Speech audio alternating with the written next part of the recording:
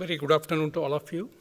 I think as my colleague pointed out, I think the Indian Arctic policy has driven from strong science drivers.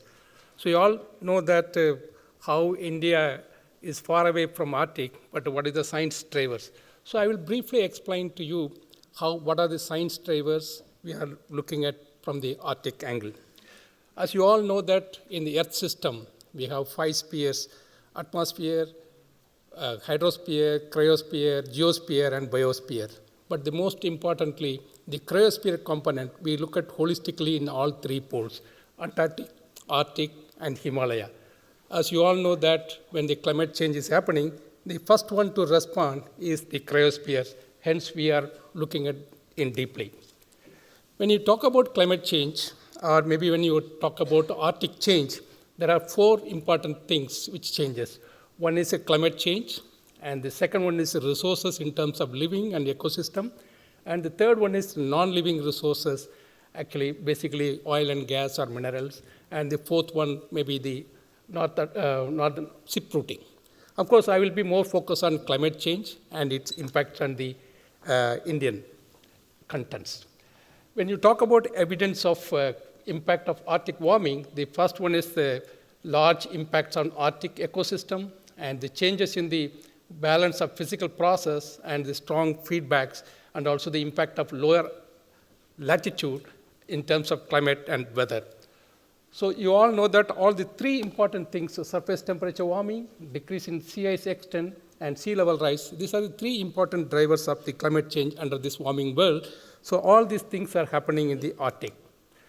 When you talk about climate change and what is the polar connections, there are many variables. One is a sea ice decline. So when you have a sea ice decline, there is an extreme rainfall many places. I will come back to a little later.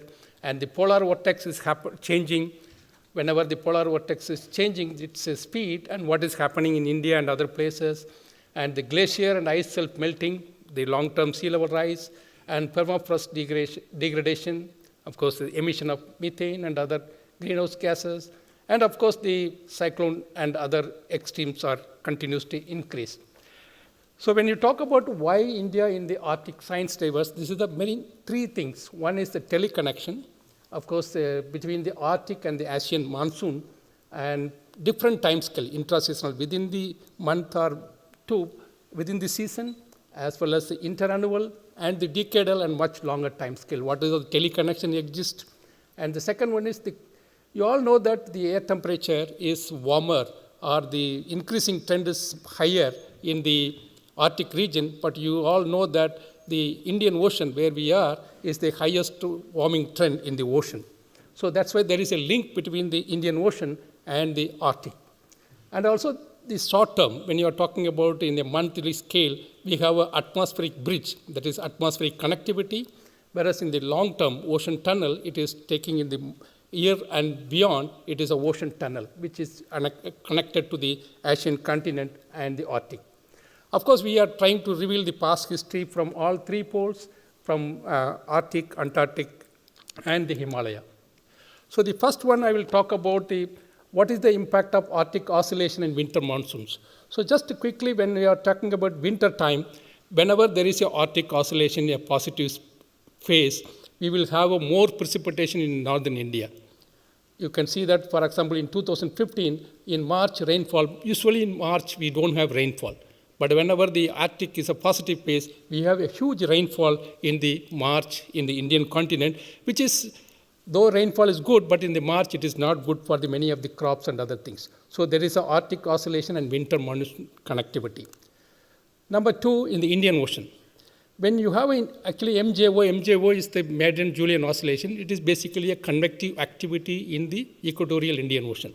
Whenever the convective activity is happening in the Indian Ocean, and there is within a month's time scale, you will have a lot of heat transported to the Arctic, and you will have a melting in the Arctic. So the top one shows how much contribution from this MJO is melting the heat in the Arctic.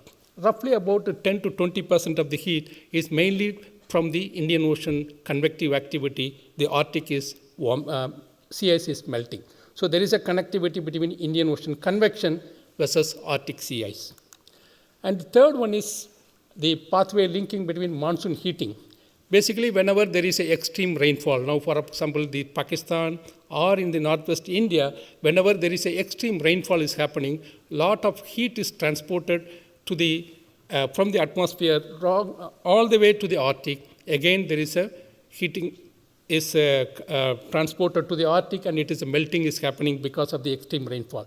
So whenever there is a extreme rainfall, you can get within 16 or 2 weeks to 3 weeks, you can get the heating effect in the Arctic, so that melting happens. And the fourth connectivity, if you can see that Asian monsoon.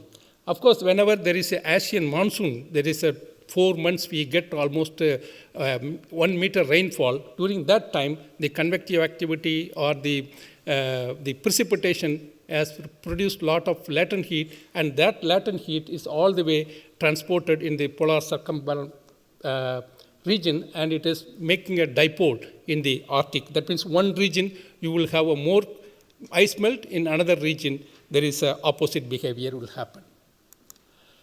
And up to now you are talking about the connection between the tropics and the Arctic. Whatever is happening in the tropical region, there is an impact on the Arctic. Now some cases you can also see that reverse way. In the long-term trend, you can see whenever there is an Arctic sea ice loss, and we get, especially in the late August, September, we have a strong extreme event is happening. Especially in the recent time scale, you get the extreme rainfall events in India, it is increasing. As I mentioned, it is average, the rainfall is 1 meter around, but earlier also 1 meter and now also 1 meter, but now the extremes are, that means more rainfall, it is a flooding is happening more frequently, and then the earlier things. So that is more important because of, that is mainly because of the Arctic sea ice loss. So also if you talk about interannual time scales, whenever the Greenland sea ice decreases, we have there is a Pacific warming is happening because of the El Nino changes and other things, and then we have a direct link between Greenland sea ice and the Indian monsoon rainfall. So there is a connection between Asian monsoon and Arctic sea level in the interannual time scales. So coming back to this, although there are teleconnections exist between atmosphere and the ocean also play a significant role, because whatever the sea ice melt in the long term, that